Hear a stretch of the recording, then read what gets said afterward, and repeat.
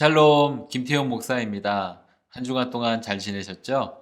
오늘 가스펠 프로젝트 10번째 중풍병자의 죄를 사하시다 함께 살펴보길 원합니다. 지난 시간 물리를 걸으신 예수님에 대해서 우리는 살펴보았습니다. 물 위를 걸어서라도 제자들의 어려운 가운데 오셔서 그 모든 문제를 해결해 주시는 주님. 또한 그 주님을 알아보고 자신으로 하여금 물 위를 걷게 해달라고 말했던 베드로. 어쩌면 우리에게는 약간은 무모해 보일지 모르는 이 믿음의 결단과 행동들을 오직 주님이시기 때문에 행하실 수 있다는 그 신뢰함으로 주님께 간청하고 기도할 줄 아는 그런 용기가 필요할 때가 있는 것 같습니다. 이런 이야기들을 지난 시간에 나눴고요. 오늘은 이제 중풍병자에 대한 이야기를 살펴보게 됩니다. 이게 중풍병자 이야기 아시는 분은 다 아시겠지만 네 명의 친구들이 이제 이 중풍병에 걸린 사람을 예수님께로 데리고 갑니다. 그때는 이미 수많은 사람들이 모여 있는 때였지요. 이 사건을 보면서 문득 떠올랐던 것이 한 주제가 많은 사람들이 교회에 오는 이유는 무엇일까라는 한번 나름대로 이렇게 고민을 해보는 시간을 가져봤습니다. 아마 이민교회 같은 경우에 두드러지는 경향이 있다고 한다면 이게 관계 형성, 네트워크를 만들기 위해서 찾아오는 사람들이 꽤 많다고 제가 들었습니다. 이럴 때는 교회는 대부분 만남의 장이 되겠지요. 비교적 좋은 의도는 아니지만 그 가운데서도 하나님이 역사하심이 있다고 분명히 믿습니다. 또한 어떤 사람들은 사후세계에 대한 불안함, 두려움, 그래서 노후에 가지게 되는 이 불안함들을 해결하기 위해서 종교를 갖기 위한 마음으로 교회에 찾아올 때도 있습니다. 비록 그 안에서 혹시라도 우리가 오늘 나누고자 하는 집중적인 예수님에 대한 이야기, 그리고 예수님이 하나님에게서 받은 귀한 메시지, 용서에 대한 그 메시지를 경험하지 못한다면 아마도 그냥 떠나가는 일들이 있는 것 같습니다. 제가 경험했던 분들 중에도 그런 분들이 있었기 때문에 이런 말씀을 드리는 겁니다. 그러나 대부분은 인생에 찾아오는 누구도 피해갈 수 없는 수많은 문제들, 그리고 어려움들을 해결받기 위해서 절대자 신의 어떤 존재를 알고 인간의 영역을 초월한 기적을 기대하면서 그렇게 교회를 찾는 사람들도 많이 있죠. 이러한 사람들 중에 어떤 분들은 기적을 경험하기도 하고 또 어떤 분들은 기적을 경험하지 못하기도 합니다. 그렇다고 한다면 여러분은 어떻게, 왜 교회에 나오고 계십니까? 신앙이라는 것을 어떻게 가지고 계셨고 또 왜 그 신앙이라는 것을 계속해서 갖길 원하십니까? 아마 이 모든 것의 유일한 해답, 그리고 그것이 정말 이렇습니까? 라고 아마 믿지 못하는 사람들, 처음 교회에 오신 분들에 대해서는 정말 갸우뚱할 수밖에 없는 대답이지만 우리 안에 가질 수 있는 유일한 해답은, 정답은, 유일한 답은 바로 예수 그리스도 때문에 우리는 나온다라고 말할 수 있겠지요. 예수님이 행하셨던 일들, 그리고 예수님께 우리 가운데 주셨던 그 귀한 마음들을 계속해서 우리가 가지길 원해서 교회, 특별히 신앙을 갖길 원한다는 것입니다. 우리의 인생에 또한 우리의 삶 가운데 유일한 결론은 예수 그리스도 말고는 없습니다.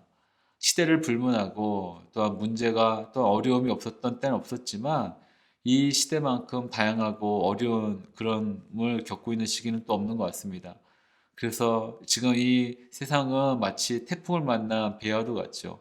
태풍은 몰아오고 있고 그리고 지진과도 같은 것들이 우리의 삶을 흔들고 있고 그리고 끊임없이 파도가 여러 가지 상황들이 몰아치듯이 오고 있는 것 같습니다.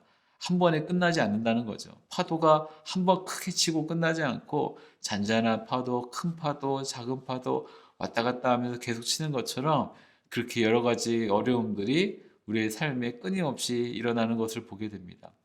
이때 예수님께 나아가는 몇몇 사람들이 있죠. 그럼에도 불구하고 상황을 뚫고 전혀 뭔가 우리가 원하지 않았던 그런 그 주님의 인도하심을 경험했던 사람들이 보여주는 그 하나님의 자비하심과 은혜를 또한 우리도 경험하고자 그렇게 주님 앞에 나가는 사람들이 있습니다. 또한 오늘 말씀처럼 불치병에 걸린 사람들처럼 절대로 고치지 못한다고 생각했던 그 병이 예수님께 나아가서 고침을 받는 경우들도 있기 때문에 더욱더 이럴 때일수록 주 앞에 나가는 것이 필요하다고 우리는 성경을 통해서 배울 수 있지요. 무엇보다 이런 어떤 다른 생각도 해보게 됐는데요. 육신의 질병도 질병이지만 마음의 병도 있습니다. 우리도 알지 못하는 우리 마음의 병, 우리 생각의 병들이 있죠. 그래서 수많은 사람들이 이제 쉴 곳을 찾아 치유를 받고 안식을 누리기 위해 교회로 몰려들고 있는 것 같습니다.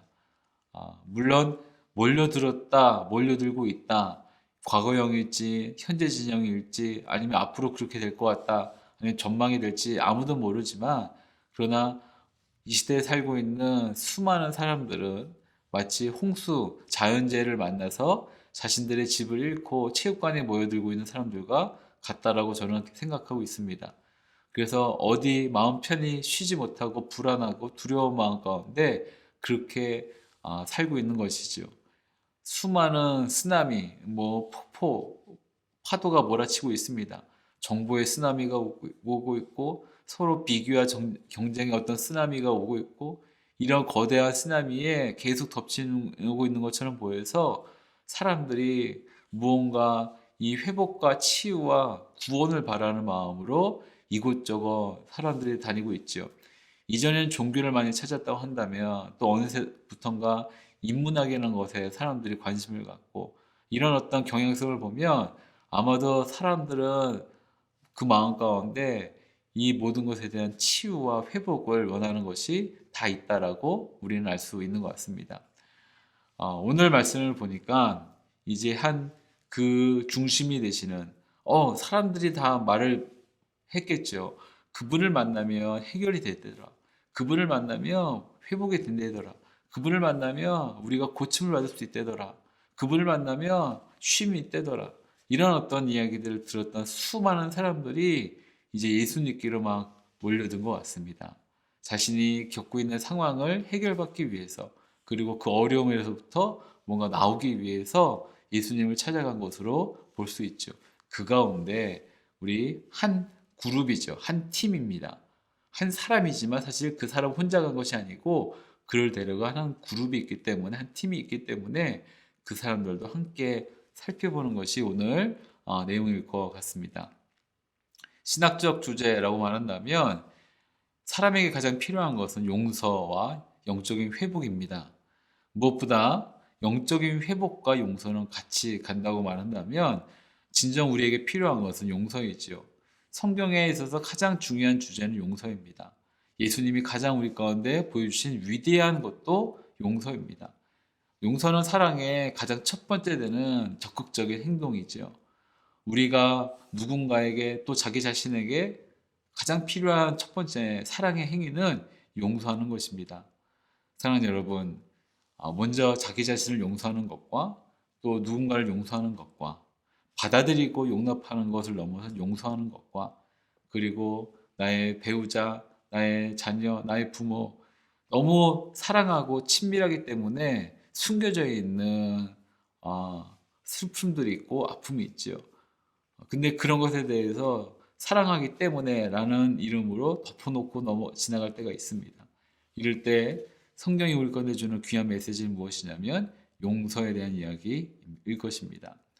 이제 여기 도입부에 여러 가지 이제 그 이야기가 있는데 이 이야기는 그냥 여러분 읽어보시는 것으로 하고 지나가도록 하겠습니다.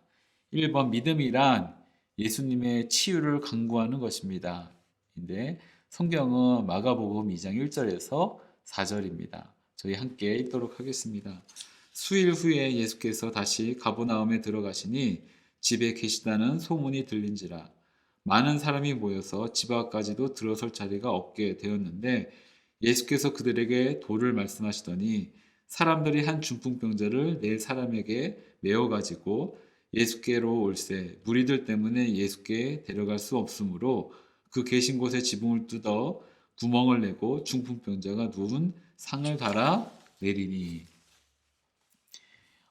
방금 설명했듯이 수많은 사람들이 이제 예수님을 찾아갔습니다. 예수님에 대한 소문이 난 것이겠죠. 그리고 이제 예수님이 가버나움이라고 하는 곳으로 돌아오셨습니다. 아마 지치고 좀 쉬고 싶은 마음이 없진 않으셨을 텐데, 그런데 그런 예수님에 대해서 이해해드리고 그래 내일 찾아가자라고 하는 어떤 사람들의 마음은 없습니다. 이것이 만약 지금 일어난다 할지라도 우리는 그렇게 하지 않지요.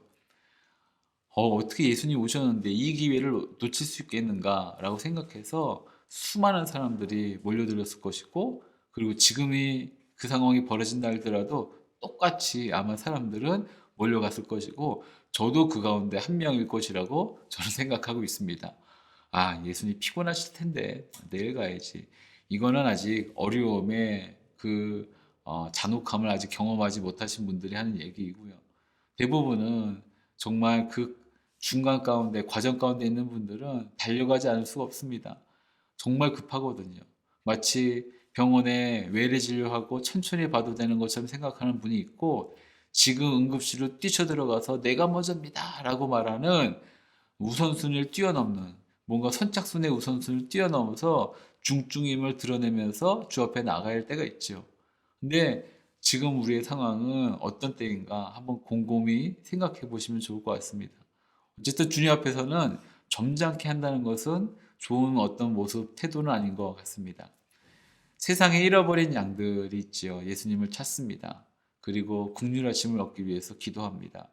근데 참 놀라운 것은 예수님은 그런 한 사람 한 사람에게 부드러운 말과 이렇게 관심 어린 눈길과 따뜻한 손으로 만져주시고, 얼어붙었던 우리의 마음을 녹여주시고, 우리 가운데 당신의 그 측량할 수 없는 긍휼하심의 마음 가운데 담길 수 있도록 허락하시는 분이십니다. 그러기에 우리가 예수님을 찾아가는 것이죠. 그러기에 우리가 예수님 앞에 우리의 삶을 완전히 의탁하고 주님 앞에 나아가는 것이라고 믿습니다. 여기 질문이 있는데요. 우리는 잃어버린 자들에게 복음을 전하지 않고 그들과 교제하기를 꺼리는 것에 대해서 어떤 변명을 하곤 합니까? 라는 질문이 있습니다. 사실 이런저런 좀 껄끄럽거든요. 특별히 요즘 같은 시대에는 예수님에 대한 이야기, 교회에 대한 이야기를 꺼내며 사람들이 질색을 하거나 공격을 하거나, 또 교회가 갖고 있었던, 특별히 목회자들, 인직자들이 갖고 있었던 그 실수와 잘못에 대해서 막 질문하면서 막 뭐라고 합니다. 그러면 이제 시간이 지나면 지날수록 좀 지치죠. 그래서 지치니까 다음에 해도 괜찮다고. 그리고 뭔가 일이 많기 때문에 그렇게까지 지금 갈 필요가 없지 않냐고. 다음에도 시간이 있지 않겠냐고 할 때가 많이 있죠. 두 번째, 우리는 복음서에서 긍휼을 베푸시는 예수 그리스도를 보고도 복음을 전하지 않는 것에 대해 어떤 변명을 하곤 합니까? 아, 저는 개인적으로 이런 변명을 제일 많이 합니다. 저는 예수님이 아닙니다 라고 말하죠. 저는 인간입니다 라고 말을 할 때가 많이 있습니다. 그래서 예수님이 직접 하셔야 될 일을 중세시대에 사람들이 갖고 있었던 전도를 하지 않은 이유 중에 하나인데요. 하나님이 하실 일을 인간이 감히 결정할 수 없다라고 생각해서 그냥 하지 않는 겁니다. 이게 나쁜 변명이죠. 그런데 그럴싸한 변명이기도 한 겁니다. 틀린 말은 아니기 때문에 그렇죠. 그러나 예수님은 그런 우리를 이게 그렇지 않다고 말씀하십니다. 지금이 가장 하나님의 사랑을 전하기에 좋은 때이고 복음을 전하기에 가장 좋은 때라고 말씀해 주시죠. 이제 중풍병자의 친구들이 예수님께 중풍병자인 친구를 보여드리기 위한 열망이 있었습니다. 이 기별한 생각이 무엇이냐면 지붕을 뚫는 것이죠. 왜냐하면 많은 사람들이 예수님 앞에 모여들었기 때문에 이제 집안뿐만 아니라 그 집안의 어떤 문에도 발디딜 틈이 없었던 것 같습니다. 근데 중풍병자를 데리고 간 것이기 때문에 이게 우선순위에서 쭉 밀린 거예요. 선착순에서 이미 멀린 겁니다. 아마도 그럼에도 불구하고 이 친구들이 예수님께 이 중풍병자인 친구를 보이길 원했던 것 같습니다. 마음에 간절한 마음이 있었던 것 같아요. 말씀을 좀 연구하다가 도대체 이 사람들 마음 가운데는 어떻게 이 마음이 들어갈 수 있었을까? 친구에 대한 사랑일까? 아니면 예수님에 대한 소문을 듣고 다른 누군가의 간증을 듣고 이제 희망이 생겼기 때문일까? 사랑과 희망, 이 두 가지 둘 다 있었을 거라고 생각합니다. 여기 이제 중풍병이라고 나온 것은요, 아시겠지만 뇌출혈이나 기타의 어떤 요인으로 말미암아 몸의 일부분 혹은 전신을 움직일 수 없는 증상을 말합니다. 근데 이 중풍병은 현대의학으로도 쉽게 고칠 수 있는 병이 아니죠. 근데 이 사람도 예수님을 만나길 원했고, 이 사람을 데리고 간 친구들도 예수님께로 이 사람을 반드시 만나게 하고 싶었던 것이 오늘 나오는 이 말씀의 핵심이기도 합니다. 근데 이 간절함이 아마도 우리의 생각을 뛰어넘는 약간은 불편한 일을 겪을 수밖에 없는 그 상황으로도 인도할 수도 있다는 것을 보게 됩니다. 기적이란 말이 있습니다. 기적이라고 하는 것은 항상 그 앞에 큰 장애물이 있다고 한다면 그 기적까지 가기 위해서 이 장애물이 장애물이냐 아니면 내가 그것을 얻고자 하는 나의 바램, 나의 간절함의 척도가 되느냐는 우리의 태도에 달려있다는 것을 보게 되죠. 사람이 너무 많으니까 아예 또 그렇게까지 할 필요가 있겠느냐 하고 돌아가느냐가 아니라 기적을 하나님이 행하실 거라는 회복에 대한 그 어떤 바램들, 진정한 의미에서 어떤 믿음들, 그 믿음으로 향하는 우리의 발걸음의 장애물은요, 이 믿음의 진정성을 확인할 수 있는 척도가 될 거라는 것입니다. 그 가운데 이 친구들은요, 그리고 그 본인도 그랬겠지만 예수님께로 나아가고자 한 발자국 한 발자국 나아갑니다. 지붕을 뚫은 것이죠. 왜냐하면 예수님이라면 이 친구를 고쳐줄 것을 확신한 것입니다. 이제 치유 이전에 우리 가운데 필요한 한 가지를 이제 확인하게 됩니다. 그것은 갈망입니다. 간절함이죠. 병이 낫고자 하는 소원, 그분에게 가면 나을 수 있겠다는 갈망. 근데 놀라운 것은 예수님은 이것을 갖다가 이후에 믿음이라고 알려주십니다. 믿음은 우리 가운데 하나님에 대한 갈망을 먼저 줍니다. 믿음이 있는데, 가면 좋고, 아니면 어쩔 수 없고, 다음에 다시 와야지. 라고 하는 것은 그 믿음의 시작이 아니라는 것이죠. 바로 주님이 앞에 계시는데, 우리가 어떻게 그냥 쉽게 그렇게 돌아갈 수 있겠습니까? 무언가 해보고자 하는 도전이 있고, 무언가 해봐야겠다는 갈망이 생긴다는 것입니다. 믿음 가운데 가장 중요한 전제 조건 중에 하나는요, 갈망인 것이죠.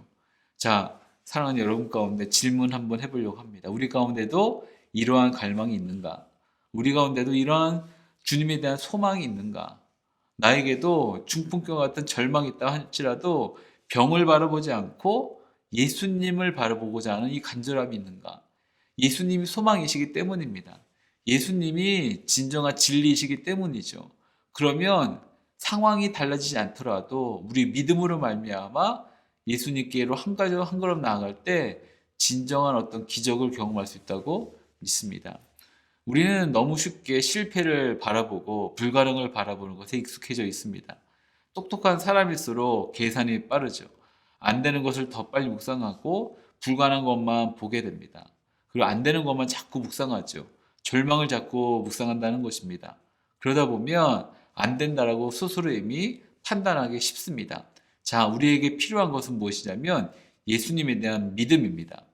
예수님에 대한 믿음만이 우리 가운데 필요하다는 것이죠. 불가능을 바라보지 마십시오. 예수님을 바라보십시오. 부정적인 것을 생각하지 마십시오. 예수님을 생각하십시오. 절망을 품지 마십시오. 예수님을 품으십시오.